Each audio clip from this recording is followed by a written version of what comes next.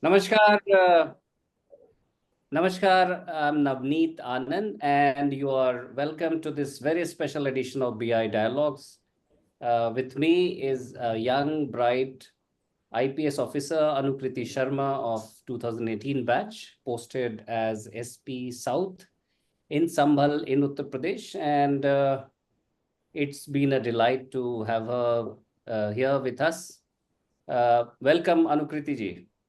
Thank you so much, sir. A correction here. I am a 2020 batch IPS officer. My apologies, 2020 batch, when I said I realized. Uh-huh. So we'll begin with something.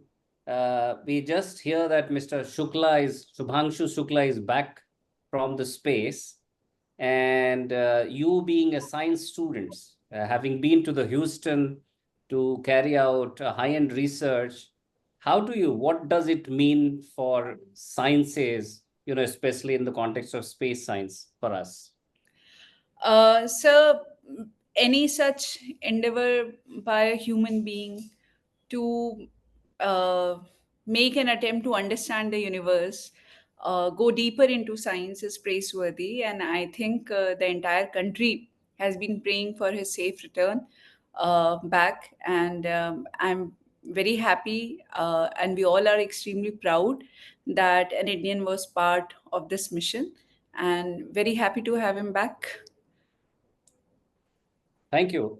So I think that also gives me context to understand from you about your journey, which has been equally illustrious, from sciences to the civil services. How do you look back and reflect on your journey? And you can tell us about how it all started. Okay, sir. So I always wanted to be in science. For earlier, I wanted to be into Indian Institute of Technologies, and therefore I wrote IIT JEE examination. And through that, I went into Indian Institute of Science Education and Research, Kolkata. I did my 5 years integrated BSMS course from there. And after meeting, we used to have lectures by Nobel laureates every year in ISER Kolkata, and I was extremely motivated to pursue science as my future career. I did all my summer internships in prestigious government institutes such as Indian Institute of Geomagnetism, and which is in Allahabad, also in Bombay, and finally I went for my summer internship to Rice University in 2011. And we were decided, me and my husband both, whom I met in my college, that the PhD research done in US has a lot of value. It adds a lot of the they are far ahead than anywhere in the world, especially in space sciences. And therefore we decided that we are going to go back to US for our further research, for our further doctorate studies. And we came back to India, and we applied for PhD scholarships, and we got full-time scholarship from Rice University, Houston. My advisor there was Cinti Lee, and my work was on understanding the origination of Hawaiian volcanoes. I was working there, and both of us were very happy with our career choices. The field was very exciting, but somehow when we interacted with the Indian community there, we felt that there was a lot of negative thoughts about India and how the situation is at home. There were a lot of complaints about why India is not a good place to raise your children. We are not, our social indicators are very bad. We are not doing good in health or in education.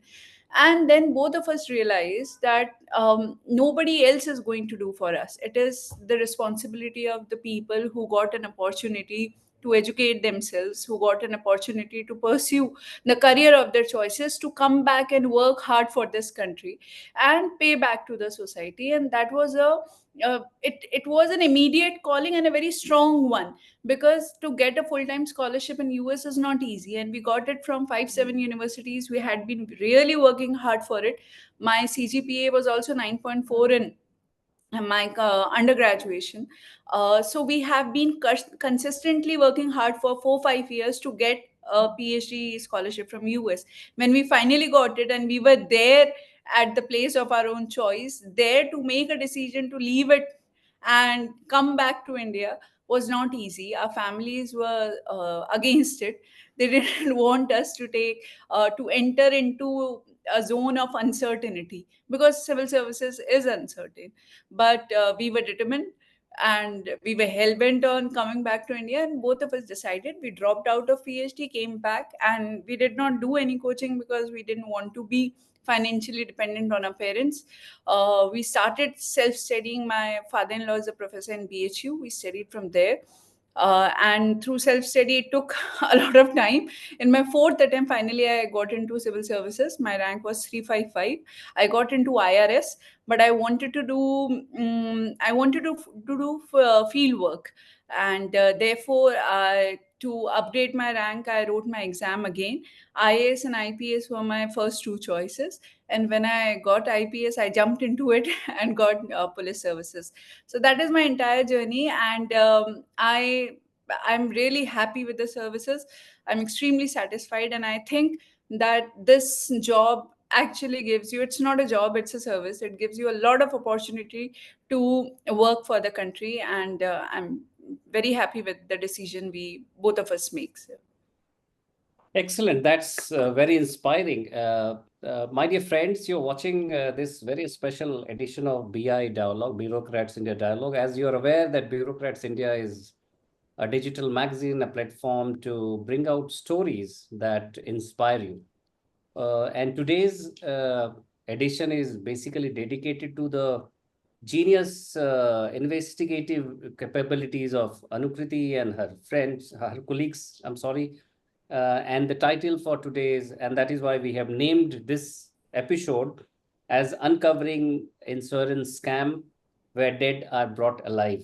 ये इसलिए भी जरूरी है, हम लोगों ने सोचा कि ब्यूरोक्रेट्स इंडिया को अनुकृति जी की इस मुहिम को आगे बढ़ानी चाहिए, बिकॉज इस तरह के बहुत और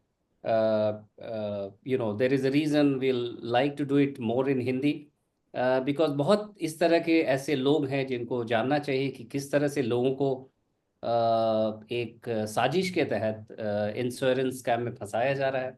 who better than somebody who has unearthed a rupees 100 crore scam, or maybe more, one doesn't know, and has nabbed about over 100 culprits, those engaged in this cobweb of crime. And this is very scary. ये एक बहुत ही संवेदनशील, बहुत ही गंभीर विषय है. और अनुकृति जी, आपको बधाई कि आपने इस तरह के एक क्राइम का पर्दाफाश किया, जिससे पता नहीं और आने वाले दिनों में कितने इनोसेंट लोग शायद उसमें ट्रैप हो सकते थे. मैं आपसे शुरू करूंगा अनुप्रीति जी, ये जानना कि कैसे खुला ये, how did you unearth this insurance scam, और व्हाट वाज द ट्रिगर, कहाँ से इसकी शुरुआत हुई, कैसे आपको लगा कि इसमें एक there could be a, like I said, cobweb of criminals involved in this crime? Thank you so much sir. Sir, आपने एकदम सही कहा कि ये बहुत ही बड़ा घोटाला है. और नॉर्मली क्या होता है कि कुछ क्राइम्स, अधिकतर क्राइम्स ऐसी होती है जो हमें दिखती हैं, जैसे कि एक्सीडेंट हो गया या मर्डर हो गया, लूट हो गई, लड़की को छेड़ दिया, वो सारे उसमें विक्टिम्स आते हैं, हमारे पास कंप्लेन करते हैं और हम लोग उस पर FIR रजिस्टर करके क्रिमिनल्स को नैप करते हैं. परंतु ये एक ऐसे क्राइम थी जो कि आप ये समझिए, बहुत सारी ऐसी क्राइम्स है जो हो रही हैं पैरेलली, और वो अंडर द कार्पेट हो रही हैं, हम लोगों के संज्ञान में ही नहीं है. और ये कुछ उस तरीका का था कि जिसमें कोई एप्लीकेंट हमारे पास चल के नहीं आया, हमारे पास कोई शिकायत कहीं से नहीं हुई थी. ये केस ऐसे खुला कि पुलिस से एक्सपेक्टेड है कि वो नॉर्मली अलर्ट रहे, और अगर कोई भी सस्पिशियस व्हीकल, सस्पिशियस व्यक्ति दिखता है तो उसको रुक के एक बार उससे पूछे कि क्या बात है, उसको थोड़ा क्रॉस चेक कर ले. उसी का नतीजा था ये पूरा स्कैम का जो खुलासा हुआ. मैं मेरे गनर और ड्राइवर के साथ घर आ रही थी रात को, एंड हमें 2 सस्पिशियस व्हीकल लगे थे जिन्होंने हमें ओवरटेक किया था. एक बार को, क्योंकि हम लोग उस समय कार चोरी पे काम कर रहे थे, देर-देर रात तक दिमाग में वही सब चलता था, तो एक बार को मन में ये इंस्टिंक्ट आया कि ये जो कार आगे जा रही हैं 2, इनमें से एक चोरी की हो सकती है, क्योंकि बहुत फॉगी नाइट थी और जो उनका मूवमेंट इतना फास्ट वो चले, तो हमें लगा कि पुलिस की गाड़ी को ओवरटेक कर रहे हैं, इतना फॉग है जहां कुछ दिख नहीं रहा है, तो एक बार इनको रुक के चेक कर लेते, इतनी रात को कहाँ जा रहे हैं। जब हमने उनको रुकने के लिए कहा तो उन्होंने अपनी स्पीड बढ़ा ली रोकने की बजाय। तो जब पुलिस हूटर दे रही है, आप स्पीड बढ़ा रहे हो, तो फिर कुछ तो गड़बड़ है, इसको रोकना चाहिए। आगे पुलिस हम लोगों ने एसएचओ को भी अलर्ट किया कि 2 गाड़ियाँ आ रही हैं और उनको किसी भी हालत में रोकना है। उसमें से एक गाड़ी को उन्होंने रोक लिया और जब उस गाड़ी की हमने तलाशी ली, उसमें से 2 लोग निकले थे। एक गाड़ी बहुत ज़्यादा कोहरा था उस दिन, विज़िबिलिटी नाम मात्र की थी। एक गाड़ी कहीं बीच के रास्तों में गायब हो गई, जिसके लिए सर्च पार्टी भेजी गई पर वो मिली नहीं। इस गाड़ी में से जो रुकी थी ब्लैक स्कॉर्पियो, उसमें हमें 2 इंडिविजुअल्स मिले। गाड़ी की तलाशी में हमें 11.5 लाख रुपए कैश मिला और उनके पास से हमें 19 डेबिट कार्ड मिले। आश्चर्य की बात ये थी कि नॉर्मली हमारी जेब में हमारे नाम के ही डेबिट कार्ड होंगे या हस्बैंड का नाम का हो गया, परिवार का 1-2 का हो गया। हमें 19 डेबिट कार्ड मिले थे जिसमें सिर्फ 4 उनके नाम के थे, बाकी सारे डेबिट कार्ड्स और लोगों के नाम पे थे। जब हम लोगों ने पूछा कि ये किनके हैं, तो उन्होंने कहा कि हमें नहीं पता कि ये किसके डेबिट कार्ड है। तो वहाँ से ये पूरा शुरू हुआ, हमने उनकी फटाफट डिटेल्स निकलवाई, उसमें बहुत ज़्यादा अमाउंट था, एक-एक में 20-25 लाख एक-एक अकाउंट में रुपए थे।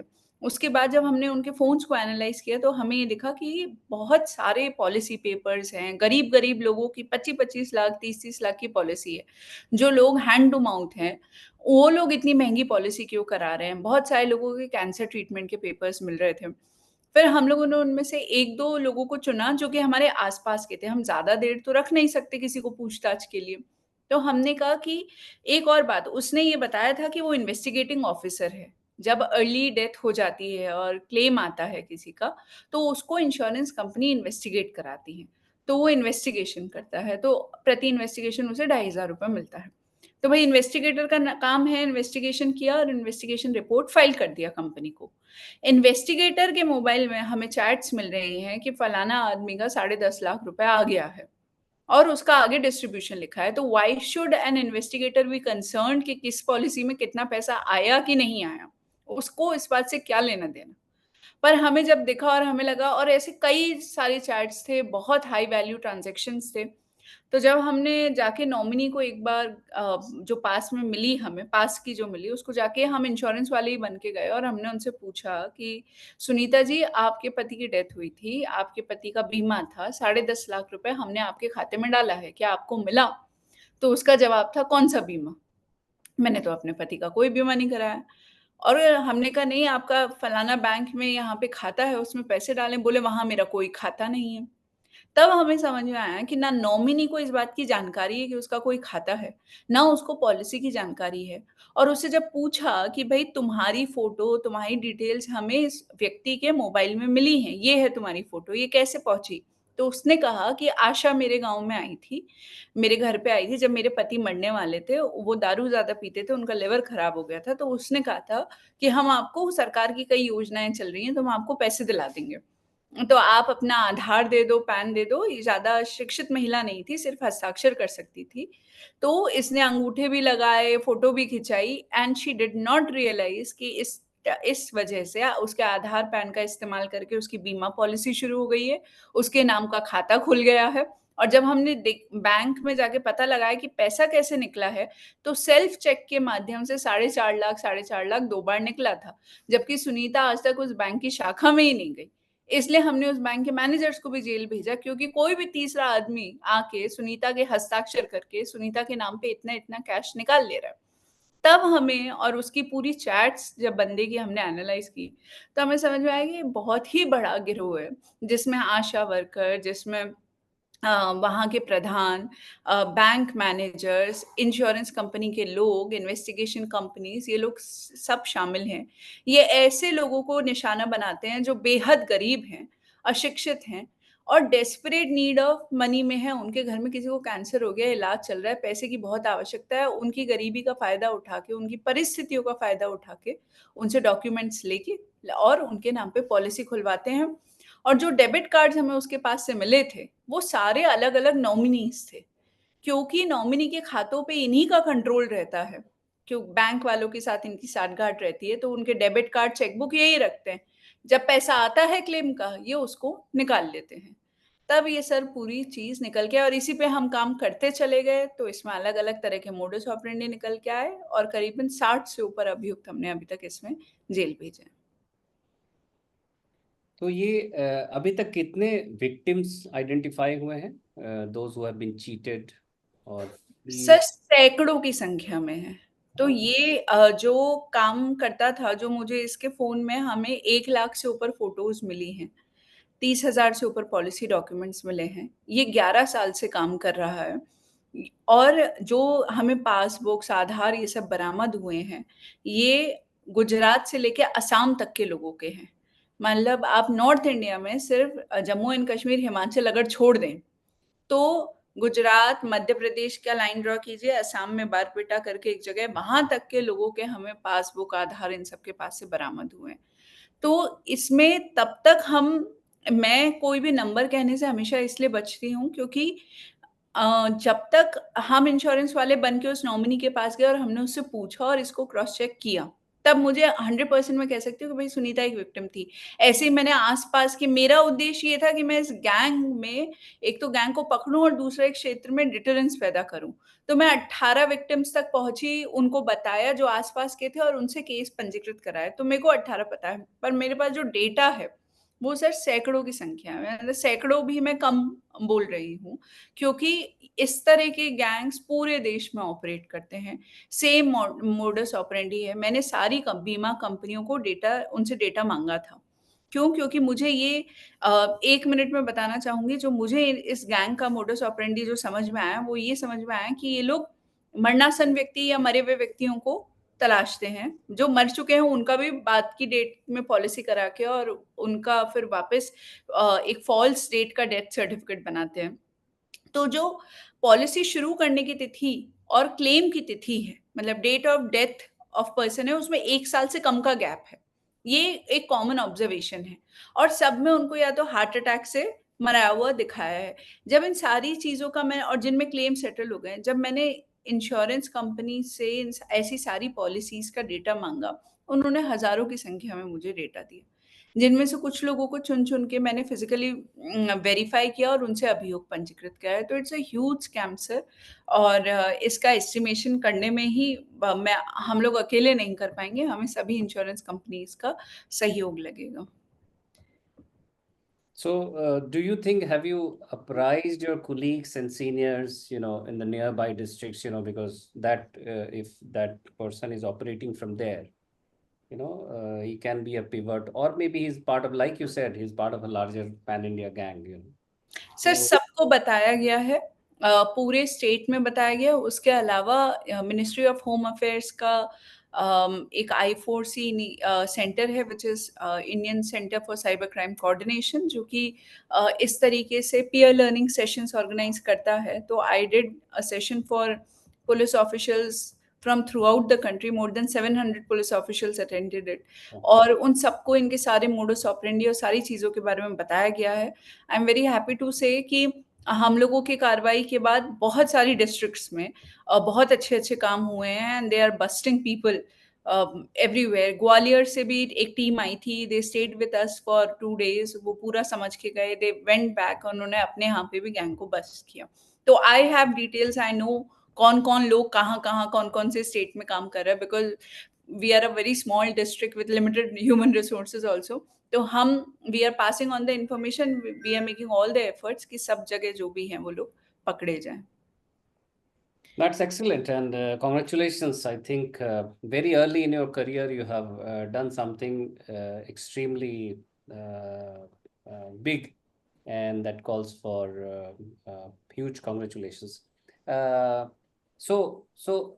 किस तरह से when you are investigating, so this is a complex interplay of technology, human vulnerability, a big plan of the gangsters, or जो भी कह लें उनको हम, scamsters, plus involvement of also of institutional players, by which I mean the banks and the insurance agencies also, insurance companies also. So this was आपने बड़ी साधारण शब्दों में बयां कर दी, लेकिन मुझे समझ में आता है कि ये बहुत बड़ा एक ऑपरेशन रहा होगा, it must have been a huge gigantic task. किस किस तरह की अड़चने आई आपको, जब आप ये तहकीकात कर रही थी अनुकृति जी? अड़चने तो I would say that I am very blessed कि my sir SP sir is very supportive. I always got his unconditional support and कोई भी हम लोगों ने इतने लोगों को पकड़ के जेल भेजा है, not for a single person I ever received a call कि इसको क्यों उठाए, उसको क्यों। There was huge pressure at times on him, but that was never passed on to me. तो मेरे पास एक ही अड़चन आती थी कि केस बहुत बड़ा है एंड हमारा जो स्टाफ है, जो मेरे सबॉर्डिनेट्स हैं, उन लोगों के लिए भी ये एकदम नया था and they were very hesitant, they were very scared to take this up. उन्होंने पहले इस तरह के इन्वेस्टिगेशंस नहीं किए थे, तो और इतनी टेक्निकल एक्सपर्टीज किसी के पास है नहीं। तो इसमें मेहनत बहुत लगी, उन लोगों के साथ बैठ बैठ के सारा डेटा एनालिसिस खुद करना पड़ा, जो जितने पर्चे लिखे गए, केस डायरीज हम उसे बोलते हैं, साथ में बैठ के लिखवाना। तो उसमें मैंने बहुत सीखा भी। बट यही है कि अगर आपके पास एक, मान लीजिए कोई एसआईटी गठित हुई है, 10-11 इन्वेस्टिगेटर्स हैं, सब काम कर रहे हैं, तो बात अलग होती है। But then you have only 1-2 investigator हैं आपके जो बहुत अच्छे हैं। उसके अलावा कुछ लड़के हैं who are very good in field work. वो एक छोटी-सी टीम के बल पे आप इतने सारे लोगों को पकड़ते हैं, और जिन लोगों के पास ना पैसे की कमी है, ना इन्फ्लुएंस की कमी है। तो यही एक अड़चन थी, और I think they have done extremely well. They also went beyond their capacity. There were times जब हम 1-1 महीने तक 4-4 घंटे से ज़्यादा सोए नहीं। दिन-रात we were writing case diaries, क्योंकि इतना इन लोगों की बेल-वेल डलती थी। I am very happy to say कि अभी तक एक भी जने को बेल नहीं मिला है, जिसको हमने जनवरी में भी जेल भेजा था। तो इसमें बहुत मेहनत हुई, और इसमें ऐसे केसेस भी निकल के आए सर, कि जो पहले जिनमें एफआईआर हुई थी एक्सीडेंट की, कि एक व्यक्ति है जिसको कोई अज्ञात वाहन ने टक्कर मारी जिससे उसकी मृत्यु हो गई। अज्ञात वाहन तस्दीक नहीं हुआ, तो उस केस में पुलिस ने एफआईआर लगा दिया। हमारी इन्वेस्टिगेशन में वो सुनियोजित हत्याएँ निकल के आईं, जो कि इंश्योरेंस की वजह से की गई थी। उसके अंदर उस व्यक्ति को टारगेट करके पहले उसकी 3-4 महीने में 7-8 पॉलिसी कराई गई अलग-अलग कंपनी की। फिर उसको एक दिन हथौड़े से उसका सर फोड़ दिया गया, उसके ऊपर से गाड़ी निकाल दी गई, और उसको उन लोगों ने दिखाया कि उसका एक्सीडेंट हो गया। सुनसान सड़क पे ले जाके कर दिया, बॉडी वहीं छोड़ दी, और खुद ही ने जाके वादी मुकदमा बन के फिर उसका एफआईआर कराया है एक्सीडेंट का। पुलिस को अज्ञात वाहन नहीं मिला, तो उसने एफआईआर लगा दिया। हम लोगों की जाँच में जब ये सारे तथ्य निकल के आए, तो ऐसे 4 मर्डर्स हम लोगों ने वापस खुलवाए, जो एक 2022 में हो चुका था, 2023 में हो चुका था, और 2 2024 में, जिसमें 2 मुकदमे हमारे यहाँ के भी नहीं हैं, वो अमरोहा क्षेत्र के हैं। पर हम लोगों ने उनको भी सारी कोर्ट से फाइल्स निकलवाई, और सारे जितने भी एविडेंसेस थे उनको वापस एनालाइज किया, और उनको बहुत स्ट्रॉन्ग बना के अक्यूज को पकड़ के वापस जेल भेजा। इसमें 13 लोग हम लोगों ने हिरासत में लेके जेल भेजे हैं, जो कि एक गैंग ने तो 2 मर्डर किए थे इस तरीके बैक टू बैक, और तीसरा वो करने वाले थे, तो हमने इसमें हत्या होने बचाया भी। तो यही एक मतलब आई एम सैटिस्फाइड। इसमें बहुत सारा काम बाकी है। Now the team is also expert. अब उन्हें समझ में आ गया है कि इसमें कैसे-कैसे विवेचना करनी है। तो यही है सर। गुड। नहीं, हम लोग मुझे लगता है जितना हम लोग इसके बारे में बात करें, जितने लोगों तक ये बात पहुंचे, बिकॉज अभी भी I am sure hmm, this gang has wide network, और वो अपना काम तो करते ही रहेंगे। इसलिए मुझे लगता है कि ब्यूरोक्रेट्स इंडिया की तरफ से हम आपके साथ इस मुहिम में जुड़े हैं, और हम लोग अपनी तरफ से पूरा प्रयास करेंगे कि जहाँ तक हो सके सोशल मीडिया के माध्यम से, स्टोरी के माध्यम से, यूट्यूब के माध्यम से इस बात को ज़्यादा से ज़्यादा लोगों तक पहुंचा सके। आपने एक सेमिनार भी करवाया अभी संभल में इंश्योरेंस पे, तो हुँ। इंश्योरेंस कंपनीज का क्या कहना है इस बारे में? How are they dealing with this, because it's a shocker for them as well, I'm sure. हुँ, हुँ। तो येस, उन्हें पता था कि इस तरीके का हो रहा है, बट उन्हें ये नहीं पता था कि इतने बड़े स्केल पे हो रहा है।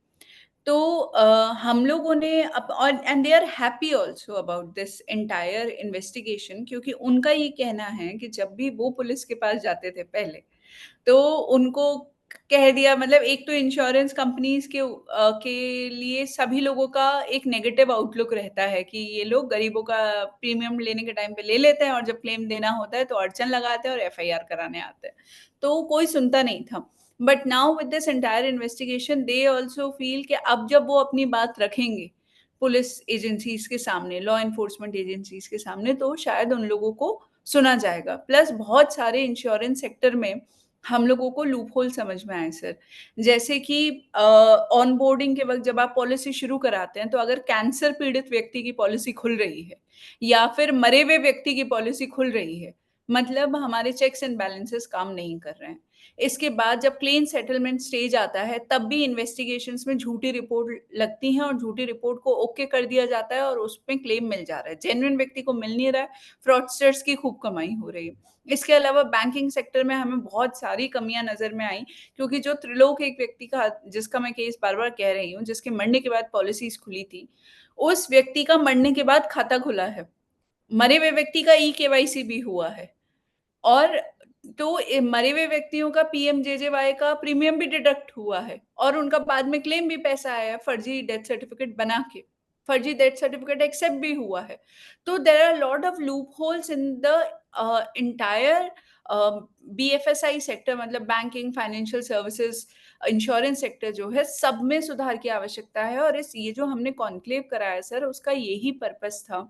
मेरा मैंने सर को रिक्वेस्ट किया था कि सर ये क्राइम रुकने वाला नहीं है।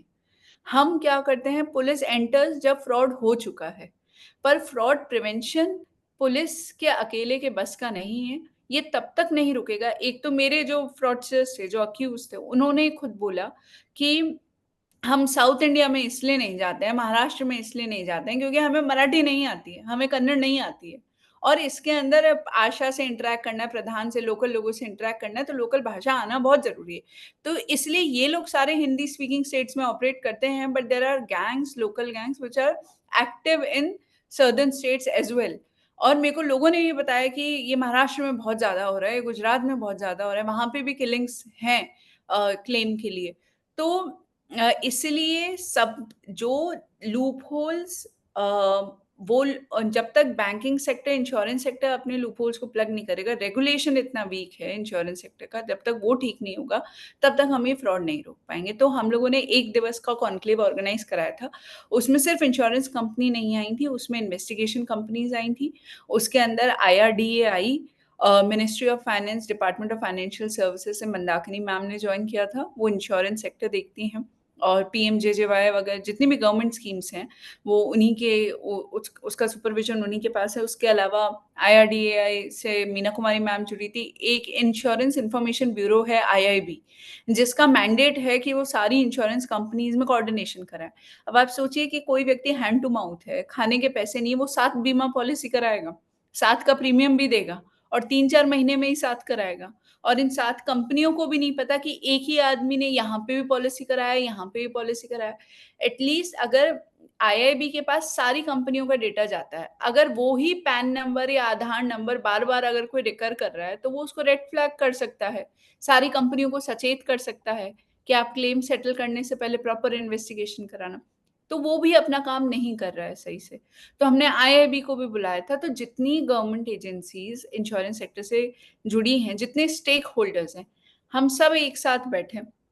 हम लोगों ने पहले, मैंने इस पे प्रेजेंटेशन दिया, उसके बाद पैनल डिस्कशन हुआ जिसमें हर जगह के लोग थे, मतलब पुलिसिंग से थे, रेगुलेटर थे, मिनिस्ट्री से थे, कंपनी से थे। We had a panel discussion, then we did round table discussions, we divided the entire crowd into 4 groups. 80 करीब तो इंश्योरेंस कंपनी से ही लोग आए थे।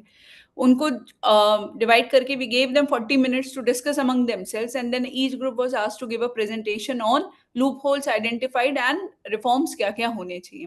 By the end of the day we had पूरा एक बहुत ही अच्छे डिस्कशन के बाद जो गैप सब लोगों ने अपने बताया कि भाई रेगुलेटर को ये प्रॉब्लम होती है, कंपनी को ये होती है, इन्वेस्टिगेशन कंपनी को ये प्रॉब्लम होती है, वो सब आइडेंटिफाई किए। और जो सबके सुझाव थे, प्लस जो हमें लगा कि जो चीजें होनी चाहिए, वो सारे हमने कोलेट करे। And we have also sent a very detailed report to ministry of finance, hoping that would be incorporated, और आगे इस फ्रॉड प्रिवेंशन में कुछ हद तक हम लोग सफल हो पाएंगे। Amazing. So you'll be known as somebody who brought about a transformative shift, a massive transformative shift in the insurance sector. Like in banks, जैसे आपने बहुत अच्छे से बताया कि अगर एक ही कोई गरीब आदमी और 7 इंश्योरेंस ले रहा है तो ऑटोमेटिकली कुछ फ्लैग होना चाहिए। जैसे मैं एक वाकया बताना चाहूँगा कि मेरी वाइफ, अभी हम लोग एक किसी लोन के लिए अप्लाई कर रहे थे, तो आया कि भाई आपकी वाइफ का तो सिबिल बहुत लो है, सिबिल दैट हाँ। Bank whatever. मैंने बोला क्यों भाई, ऐसा तो कोई फ्रॉड उन्होंने किया नहीं अभी तक। तो बोले कि नहीं, उनके पास क्रेडिट कार्ड नहीं है। So there are some weird parameters that are deployed, and I'm sure they would never have expected the police of a district to be guiding them, but they are so, I truly wish and hope that these reforms are introduced that will save lives and livelihoods and earnings of so many poor people. And you'll be immensely blessed, Anukriti, for all of that. Generally हम लोगों ने देखा है कि आप बहुत ही एक innovative policing approach को फॉलो करती हैं। और कोई अपने संक्षिप्त करियर में, छोटे से करियर में, इस तरह का कोई वाकया याद हो जो आप साझा करना चाहेंगे, अनुकृति जी? सर, कोई इनोवेटिव पुलिसिंग तो नहीं, मेरा यही उद्देश्य रहता है, जैसे मैंने आपको पहले ही बताया कि मैं एक अच्छा करियर साइंस में था एंड उसको छोड़ के यहाँ आने का उद्देश्य यही है कि कुछ चीज़ें जो हमें एक आम नागरिक के तौर पे परेशान करती हैं, उनको ठीक करने के लिए जो बन पड़े, वो हम सब लोगों को अपनी-अपनी कैपेसिटी में करना चाहिए। पुलिस के साथ एक अनफॉर्च्यूनेट एस्पेक्ट ये है कि पुलिस 24/7 जॉब है, बहुत मेहनत करते हैं, उसके बाद भी आप किसी भी रैंडम पर्सन से पुलिस के बारे में अगर पूछेंगे, तो I am sure they will not have very good things to say about police. एक नेगेटिव परसेप्शन समाज में है, पुलिस सुनती नहीं है, पुलिस कॉम्प्रोमाइज़ होती है, करप्ट होती है, ये सारी चीज़ें। तो मेरा एक कंटीन्यूअस उद्देश्य जब से मैं सर्विसेज़ में आई हूँ, तब से ये रहा है कि एक ये जो लोगों के बीच में और पुलिस के बीच में जो खाई है, उसे हम पाटें। To bridge the gap between people and police and people should know that we are the best friend they could ask for. हम उन्हीं के लिए हैं, उनके दुख-सुख में काम आने वाले हम ही लोग हैं। तो कोई भी जेन्युइन व्यक्ति रात को 2 बजे भी आज भी किसी महिला या लड़की के लिए थाने में जाना इज़ अ टैबू। अगर वो थाने जाएगी तो गाँव, देहात इवन छोटे-बड़े शहरों में भी कहेंगे ये तो देखो उठ-उठ के थाने जाती है। क्यों थाना जाना, why that is so bad? या पुलिस अगर घर में किसी के आए तो why that is so bad? तो ये टैबू हटाना है और टैबू हटाने के लिए मैंने एक चीज़ अपने करियर में क्राइम के अलावा मैं ऐसा मानती हूँ कि जब आप लोगों को मित्र बनाते हैं और लोगों के बीच में जाते हैं, तो सबसे पहली बात तो लॉ एंड ऑर्डर मैनेजमेंट में आपको बहुत सहायता मिलती है। People become your voices, they know कि भई ये लोग ईमानदारी से काम कर रहे हैं, हमारी सुनते हैं, छोटी-छोटी प्रॉब्लम को सुलझाते हैं। जब डेली संवाद होगा उन लोगों के साथ, तो जब कभी ऐसा लगेगा कि मान लो कोई भड़काने की कोशिश कर रहा है, लॉ एंड ऑर्डर खराब करने की कोशिश कर रहा है, तो भई लोग आप ही की तरफ से बोलेंगे कि मैम आपको चिंता करने की ज़रूरत नहीं है, यहाँ कुछ नहीं होगा। क्योंकि ऐसा नहीं है कि आप सिचुएशन खराब होने के बाद ही उनके पास जा रहे हैं। आप निरंतर उन लोगों का आपका और उनका संवाद है। They know how police in your area is working. Law and order management होता है। दूसरा सर मुझे लगता है महिलाएँ और बच्चे बहुत अच्छे खबरी होते हैं। दे नो नकली शराब कहाँ मिल रही है, जुआ कहाँ खेल रहे हैं, गांजा कहाँ बिक रहा है, सबको पता होता है। बताते नहीं हैं क्योंकि बताते इसलिए नहीं है कि हम खुद ही फँस जाएँगे या पुलिस हमारी सुनेगी तो है नहीं। जब वो मैं उ तो मैंने एक शुरू किया था कि लोगों को थाने तो बहुत कम लोग आते हैं। हम उन्हीं की सेटिंग में जाएँ, उन्हीं के पास बैठें और उनसे बात करें। तो हर वीक में 1-2 गाँव चले गए, अलग-अलग अपने थाना क्षेत्रों में लोगों के साथ बैठे और जाके उनको बस इतना कहना कि हम तुम्हारे यहाँ पे तुम कहते हो पुलिस सुनती नहीं, आज हम तुम्हारी सुनने आए हैं। और उस मीटिंग में यही उद्देश्य होता है कि महिला, बच्चे ज़्यादा से ज़्यादा आएँ, ताकि उनको कोई बात तो वो खुलने में टाइम लगाते हैं, पर जब वो खुलते हैं देन दे डोंट स्टॉप।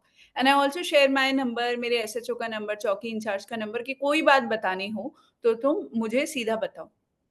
और हम लोग उनमें अवेयरनेस भी क्रिएट करते हैं कि साइबर क्राइम से कैसे बचना है या अगर गुड टच, बैड टच होता है, बच्चों को पता होना चाहिए। ये सारी बातें बताते हैं। तो वो मैंने अंडर ट्रेनिंग टाइम से ही किया है सर और मुझे उसके काफ़ी लाभ दिखते हैं। एक नूरजहाँ अम्मा का इंसिडेंट वायरल हुआ था पिछले से पिछले साल। उसमें अगर आपको याद हो तो कि एक बूढ़ी अम्मा के घर में बिजली जी पहुँचाने का काम हुआ था एंड पीपल वर लाइक कि ये पुलिस का काम थोड़ी ना है। तो वो भी उसी मीटिंग में हुआ था। हम लोगों ने ऐसे कई काम किए थे। मेरे को लगता है उसमें नूरजहाँ अम्मा का आशीर्वाद हमें ज़्यादा मिला था, तो वो वायरल हो गया। बट अदरवाइज़ हम छोटे-छोटे ऐसे काम करते चलते हैं कि कोई लड़की ने बोला कि मेरा स्कूल में एडमिशन नहीं हो रहा है दीदी। पता चला कि वो उसका आधार नहीं बना था, इसलिए स्कूल में एडमिशन सरकारी स्कूल में एडमिशन में दिक्कत आ रही थी। तो वो हम लोगों ने उसी दिन कराया था जिस दिन नूरजहाँ अम्मा का कार्यक्रम था। अच्छा तो नूरजहाँ अम्मा वाले में भी सर ऐसे ही हुआ था, हम मीटिंग में गए थे और हमने सबसे पूछा कि क्या दिक्कत है? तो अम्मा ने कहा कि मेरे घर में बिजली नहीं है। हमने कहा अम्मा ये तो बहुत छोटा-सा काम है और हमने बस बिजली विभाग से संपर्क किया और उन्होंने कहा कि ₹1500 का भुगतान होना है तभी मीटर-वीटर आएगा, कुछ एप्लीकेशन का चार्ज लगता है। वो हम लोगों ने दिया, एक पंखा लाइट लगवाई and it sent a huge positive message about how police is functioning. कुछ लोगों ने बोला ये पुलिस का काम नहीं है। तो भई आप 70 साल की बुजुर्ग विधवा महिला को ये थोड़ी ना कहेंगे कि तुम चली जाओ वहाँ पे, ये पुलिस विभाग का काम नहीं है, जाके बिजली विभाग में जाके संपर्क करो applicate for me it's a very small thing. We do it for our friends and family, तो why I can't do it for someone who is that old और जो अकेली रहती है। तो यही मेरा प्रयास है सर इन व्हाटएवर कैपेसिटी। इसमें भी I am no master of banking और इंश्योरेंस सेक्टर। मुझे इंश्योरेंस के बारे में तो कुछ भी नहीं पता था, मुझे ये भी नहीं पता था कि हेल्थ का सेक्टर अलग होता है और लाइफ का अलग होता है, जनरल का अलग होता है। Learn from this case and इसमें भी जो मेन गाइडिंग फैक्टर इस पूरे इन्वेस्टिगेशन में रहा है सर, वो यही रहा है कि जब बीमा कंपनियों को फ्रॉड का पता चलता है कि मान लो इस पॉलिसी को फ्रॉडस्टर ने खोला है या ये फ्रॉडस्टर नहीं करते हैं, वो लोग ये मान के चलते हैं कि नॉमिनी इन्वॉल्व है। नॉमिनी के खाते में पैसा गया है। नॉमिनी ने ये फैक्ट्स छुपाए हैं कि लाइफ एश्योर्ड को कैंसर था या बीमारी थी। तो वो जो एफआईआर कराते हैं, वो नॉमिनी के खिलाफ कराते हैं। उस नॉमिनी के खिलाफ जो या मैक्सिमम केसेस में तो विधवाएँ होती हैं। तो जल्दी विधवा हो गई है, उसके बच्चे हैं, अत्यंत गरीब है, उसके ऊपर एफआईआर भी होती है और बाद में जब कभी रिकवरी की बात आती है, क्लेम के रुपए की, वो भी उस नॉमिनी से होती है।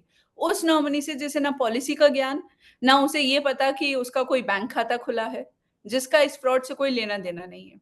तो उन लोगों को बचाना भी हमारी ज़िम्मेदारी है सर। तो हाँ, आई थिंक ये भी मैं इन लोगों को लगातार यही कह रही हूँ कि आप जब भी एफआईआर आप कराएँ तो अज्ञात लोगों के खिलाफ करा दें भले से, पर नॉमिनी के खिलाफ ना कराएँ। तो यही अप्रोच है सर, यही इनोवेटिव पुलिसिंग है that uh, keeping myself in the shoes of victims या जो भी एप्लीकेंट है and whatever it takes to help them. Excellent. That is both inspiring and encouraging.